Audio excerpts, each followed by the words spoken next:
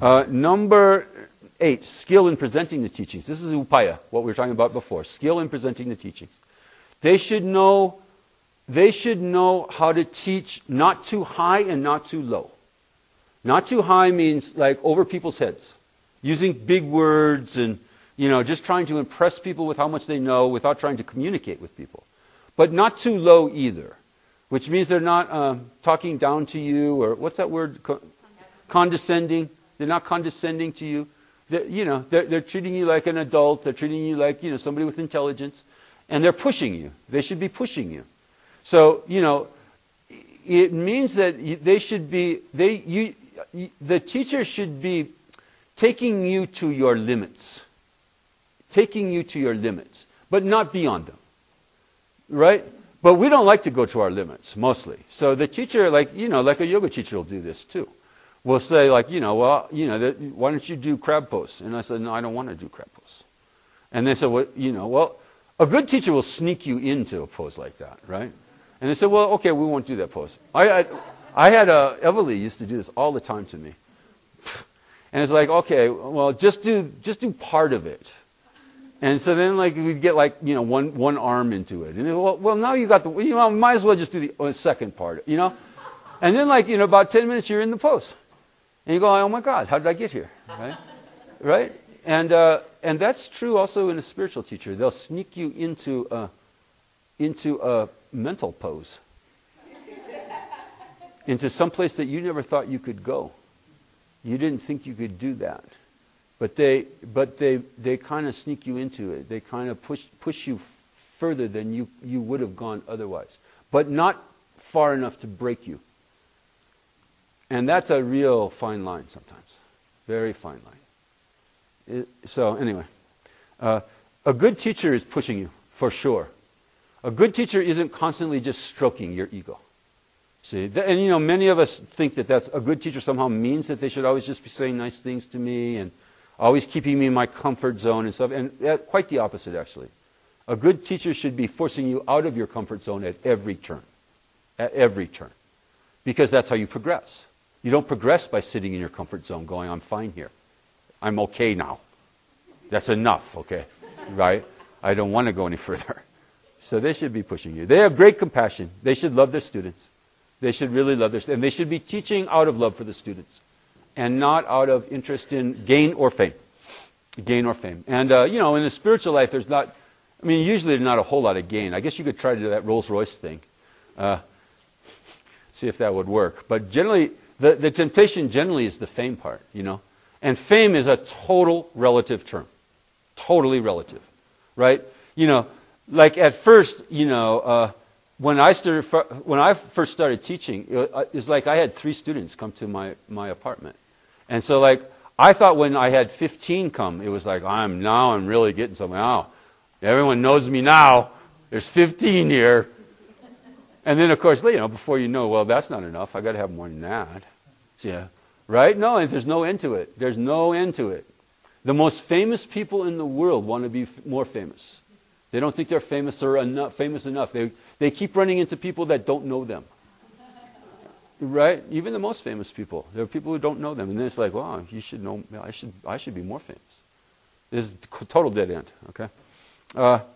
So, great compassion. And then 10, no reluctance to teach and work for his disciples, regardless of their level of intelligence, is a long way of saying that they don't give up on you. They don't give up on you when you don't get it. I think, we're kind of reading verses from the Bhagavad Gita. The Bhagavad Gita, Krishna is a great example of this in the Bhagavad Gita. Because Arjuna just doesn't get it over and over and over again. Krishna teaches the whole chapter.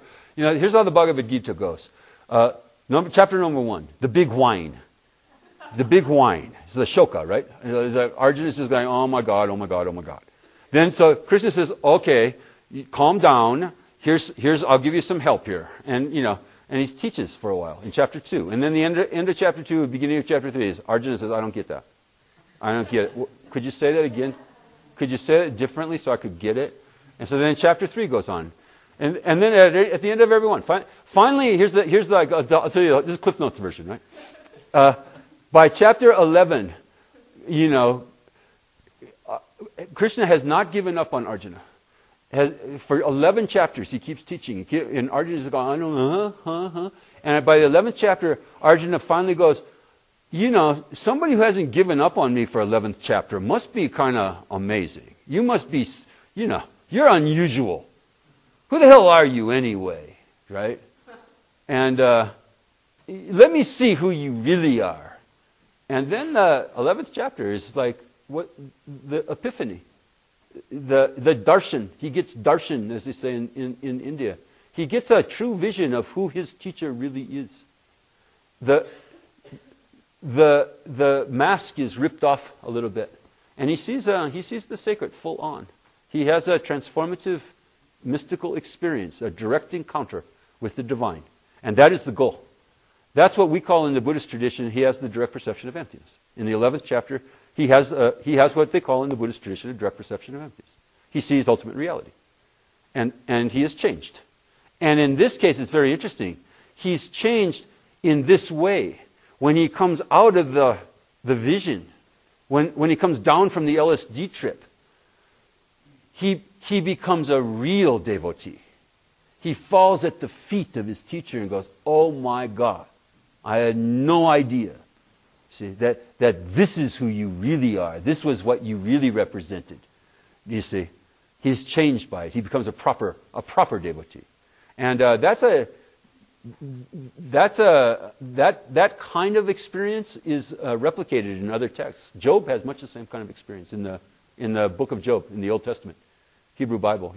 Book of Job has pretty much the same trajectory also. Job whines the whole time. See, just one big whine by Job. It's like, why did this happen to me? Why is this so unfair? I want to talk to the guy who did this to me. And then at the end of Job, the guy who did this to him shows up. He says, what do you want, little man? He sees God full on. He has a full vision of God. And he's changed by it, He wets his pants and oh my God, I'm so sorry for whining, and I'll be different now. And he is different. He's changed. This is kind of all narrative metaphors of the transformative mystical experience that we should be trying to achieve in this very lifetime in order to change us. See, that changes us. We become what they call in the Buddhist tradition, after an experience like that, you become what they call a stream enterer, which means you're on your way out. You're on your way out of suffering because of what you saw, because of what you realized, you see. The direct encounter with the sacred changes you. So, how did I get off on that? Oh yeah, Krishna never tires of teaching Arjuna. And finally, out of grace, out of God's grace, out of Krishna's grace, he says, all right, this guy's not going to probably get it intellectually. So I'm just going to give him the download. I'm going to give him the emotional download. And he just reveals the sacred to him. And it's a very interesting kind of alternative to the struggle of intellectually trying to get it over and over again, you see? For 11 chapters, Krishna can't, he's like us. He just can't really get it. I don't really understand. So out of grace, the Guru says, okay, well, enough already. I'll make it easy for you, Just look. Just watch now. Just pay attention to the miraculous. And I'll show you, I'll show you something that will change you. And if we stick with it, if we stick with our lamas, they will show us. They do show us.